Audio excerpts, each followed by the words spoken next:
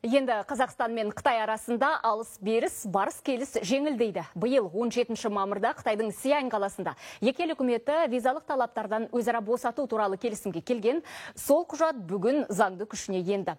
Мұндай өзгерістердің бізге пайдасы қандай? Көрші елге сапарлаймын деп жүрген азаматтар нені білуі тиіс? Азамат Бейбітұлы тарқатады. Гүлбаран Әбжаппарқызы зейнеткер. Қазақстанға 2006 жылы Қытайдан отбасымен көшіп келген. 2016 жылы азаматтық алды, бірақ 10 жылдан бері Қытайда қалған туыс-туғанына бара алмай жүр. Негізгі мәселе виза қолжетімсіз еді. Бізге өте қиыншылық болған виза мәселесі. Жалғыз біз емес, осы жақтағы барлық Қытайдан келген қандастарымыздың барлығы бара алмай, бір семья екіге бөлініп, біреуінің баласы осы жақта, біреуінің әкесі, біреуінің шешесі деген сияқты. Сол жағдайлардың барлығы бір өткінші өмір, енді өтіп кетті. Бұдан бұлай қартай жақсы болсын, сол қиыншылықтардан құтылғанымызға қуанамыз. Қандастар ғана қуанып жатқан жоқ. Бұл сан түрлі салаға серпін беретін оң өзгеріс болып тұр. Екі ел арасындағы экономикалық байланыс, сауда-саттық және туризм одан әрі дами түспек. Көрші елден тауар тасып жүрген мыңдаған кәсіпкер үшін де бүгінгі жаңалық үлкен олжа. Мысалға Жәнібек Нағибатұлы талай жыл Қытайдан жиһаз бөлшектерін әкеліп жүр. Саудасы бұған дейін де тәуір еді, енді одан әрі еселенеді деген ниетте. Көптен күттік біз жаңағы. Бізге өте тиімді, қолайлы. Өйткені біз қаншама жылдан бері Қытаймен жұмыс жасаймыз жаңағы. Тауарларымызды жаңа онлайн алдырып отырамыз. Барып келуіміз жаңағы визамызда кейде қиындап қалады, жаңағы шыға алмай қаламыз. Енді мына визасыз болғаны біз өте қуанышты жағдай.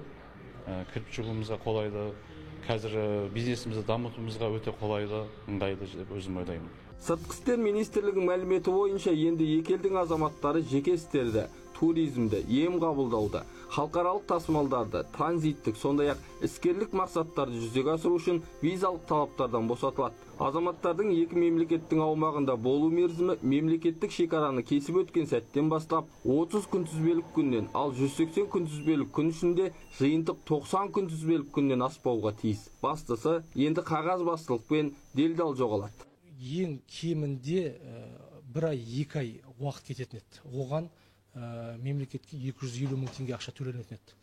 Және оған осыны біле тұра, осы қиындықтар болғаннан кейін делдалдар өздерінің қызметін ұсынып, 300-400 мың теңгеге ұсынып, осы виза алып беру жұмыстарын жүргізген. Мінекей виза жоқ, ешқандай шығындар жоқ. Сол себептен осы сатылатын тауарға есептелмегендіктен кейін бағаның өз құнымен сатылатын болады. Бірақ визасыз режим мүлде талап жоқ деген сөз емес. Жұмысқа орналасуға, оқуға және миссионерлік қызмет жасауға құқық берілмейді. Сондай-ақ Гонконг және Макао арнайы әкімшілік аудандарының аумағына баруға қолданылмайды. Қазақстан азаматтары Гонконгқа визасыз 14 күннен аспайтын мерзімге бара алады. Ал Макаоға бару үшін виза рәсімдеу қажет. Жалпы қазақстандықтар 34 елге визасыз шыға алады. Азамат Бейбітұлы, Жанболат Қобдабай, Қазақстан ұлттық арнасы, Астана.